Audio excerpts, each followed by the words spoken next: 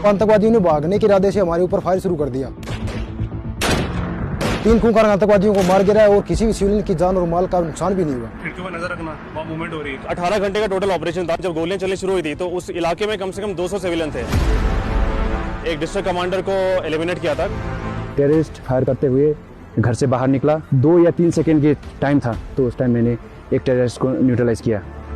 निकल रहे होते ऑपरेशन के लिए, अपना गियर डाल रहे हैं, हथियार उठा रहे हैं, हथियार मैगजीन डाल रहे हैं, राइफल कॉक कर रहे हैं, तो एक सेंस ऑफ रिस्पॉन्सिबिलिटी आती है कि हाँ मैं जो भी काम करने जा रहा हूँ it is for a good cause.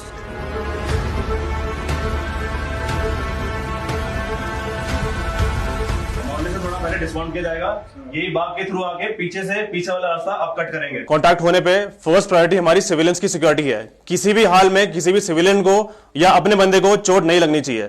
चोट सिर्फ एक ही बंदे को लगेगी और वो है टेररिस्ट। कोई शक किसी को?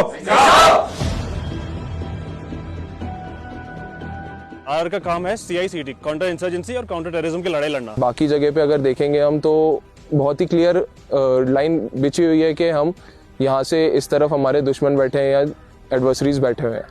लेकिन RR में ये है कि हम अपने खुद के इलाके में ऑपरेट कर रहे हैं, हिंटरलैंड में ऑपरेट करते हैं, जिसकी वजह से हमारे को कुछ भी ब्लैक एंड व्हाइट नहीं पता। Everything is shades of grey. हमारा अलग ही तरीका है सर्च करने का। ADP निकालते हैं हम, NDP करते हैं। इसकी वजह से हमारी कैजुअलिटी भी कम है।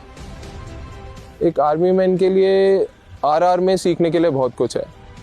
कोई भी इंडिविजुअल पोस्टिंग RR में आता है तो उसकी सबसे पहले 1 महीने ट्रेनिंग होती है CBS क्रू में। उसको यहाँ के डायनामिक्स, यहाँ के टेरेन, यहाँ का लोगों के बारे में बताया जाता है। Past operation, successful operation and most importantly जो ऑपरेशन सक्सेसफुल नहीं हुए, जिससे हमें सीख ज़्यादा मिलती है, उनके बारे में बताया जाता है। फायर एंड मूव की ड्रिल की बहुत प्रैक्टिस होती है। यहाँ पर शील्ड का इंट्रोडक्शन यहाँ पर हुआ था। मैंने 4 लाइव ऑपरेशन देखे मेरे दौरान, जिसमें मतलब एक मेरा चुनौतीपूर्ण ऑपरेशन रहा था, जिसमें 30 जून 2021 को ऑपरेशन था हमारा ऑपरेशन, जो नवंबर के महीने में हुआ लास्ट ईयर। सबसे पहला ऑपरेशन मेरा ऑपरेशन था। मेरा फर्स्ट ऑपरेशन ऐसा था जिसमें रन अवे कॉन्टैक्ट हमारा हुआ था 20 नवंबर 2021, जो जिस ऑपरेशन में मेरा थोड़ा योगदान था। हमारे को लगभग 1 से 1:30 बजे के करीब हम लोग को इन्फॉर्मेशन मिला था। मेरे साथ 2 बॉडी पेयर था जो मैंने बाहीं की तरफ लेके जाके घर का कॉर्डन करके मतलब टेररिस्ट को रोकना था। जिस तरफ मैंने कॉर्डन को होल्ड करना था तो उस तरफ टेररिस्ट भागते हुए आया है, और उस टाइम मेरे को ये पता नहीं था कि फायर कहाँ से आ रहा। तो उस टाइम मेरे अपने जवान को बचाते हुए, अपने बड्डी को बचाते हुए, तो मेरे को commander as a close commander होने के नाते कि मेरा फ़र्ज़ ये था कि मैंने अपने बंदे को कैजुअलिटी से बचाना है और टेररिस्ट को भी रोकना है। मेरे सामने लगभग 80 से 90 मीटर के सामने टेररिस्ट मेरे सामने आया है। 2 या 3 सेकेंड के टाइम था। उस टाइम जब मैंने अपना वेपन ऑलरेडी मेरा कॉक था, तो उस टाइम मैंने एक टेररिस्ट को न्यूट्रलाइज किया। सबसे पहला ऑपरेशन मेरा ऑपरेशन था। सिविलियंस यहाँ पे भारी मात्रा में थे, तकरीबन 150 के करीब सिविलियंस थे उस इलाके में, जिसको हम लोगों ने बाहर निकाला था।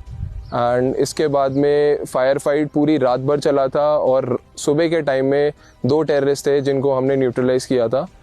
26 जून से खबरें मिलना शुरू हुई थी कि के आसपास मूवमेंट है। 3 आतंकवादियों का मूवमेंट था उधर। उसमें हम 27 जून से 3 दिन और 3 रात से खाने और पानी के अभाव के साथ कठिन पहाड़ियों और घने जंगल के इलाके में 3 दिन से तैनात थे। और जैसे ही हमारे को 30 जून को खबर मिली कि के घर में यहाँ 3 आतंकवादी छुपे हुए हैं, तो हमारी टीम ने दौड़ते हुए, भागते हुए, लोकल सिविलियन से छुपाव हासिल करते हुए जल्दी कॉर्डन काटना शुरू किया हमने। तो आतंकवादियों ने भागने के इरादे से हमारे ऊपर फायर शुरू कर दिया। और हमारे ऊपर एक चुनौती थी कि मतलब दिन का समय था, 11:30 का समय था, तो लोकल सिविलियन में भगदड़ मच गई। जैसे फायर खुला तो लोकल सिविलियन में भगदड़ मच गई। तो वो हमारी चुनौती थी, मतलब सिविलियन भी नहीं मारना चाहिए और आतंकवादी को मारना है। तो हमारी टीम ने अदम्य साहस का परिचय देते हुए 3 खूंखार आतंकवादियों को मार गिराया और किसी भी सिविलियन की जान और माल का नुकसान भी नहीं हुआ। 5 साल पुराना यहाँ मिलिटेंट था, उसके रिकॉर्ड मिलिटेंट मारा था। ये एक 18 घंटे का टोटल ऑपरेशन था, काफी लंबा ऑपरेशन चला था। इसकी मेन डिफिकल्टीज ऑपरेशन की ये थी क्योंकि ऑपरेशन के टाइम जब गोलियां चलनी शुरू हुई थी तो उस इलाके में कम से कम 200 सिविलियन थे, मगर किसी सिविलियन को हार्म ना पहुंचाए हुए 200 सिविलियन को बाहर निकाला और फिर अपना टास्क एग्जीक्यूट करना सेफली शुरू किया। वो जैसे ही हम उधर कॉर्डन के लिए गए थे, उस समय घर से निकल के वो भाग रहे थे, हमारा कॉर्डन भी पूरा नहीं हुआ था। तो उस समय बहुत मुश्किल होता है टेररिस्ट पहचानना। हो सकता है सिविलियन कोई भाग रहा हो, उसको कंफर्म करना। जो रन अवे कॉन्टैक्ट होता है वो बहुत मुश्किल होता है। जैसे 2 टेररिस्ट हमको भागते हुए दिखे, कंफर्म करना मुश्किल था क्योंकि उन्होंने फेरन पहना था, सर्दी का टाइम था, तो फेरन के अंदर हथियार था उनके, तो हमें नहीं पता था कि वो टेररिस्ट है या फिर सिविलियंस है। तो जैसे ही वो नज़दीक पहुंचे उन्होंने फेरन अपना उतार दिया और फायरिंग स्टार्ट कर दी। उस समय हमें पता चला, कंफर्म हुआ कि ये टेररिस्ट है। सोल्जर होता है वो मरना जीना कोई वो नहीं है इसके लिए।